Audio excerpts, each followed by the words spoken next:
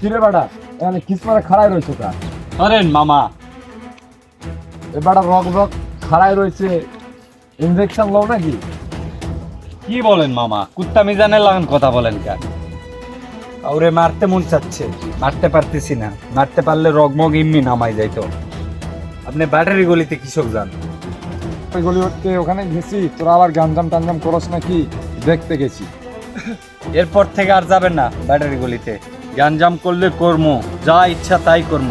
আপনি আর ব্যাটারি গলিতে যাবেন না। আমি ওখানে যাব, গেলে কি হবে? আমি যাইতে বারণ করছি, যাবেন না মামা। আমি তোর মামা লাগি না তুই আমার মামা লাগিস?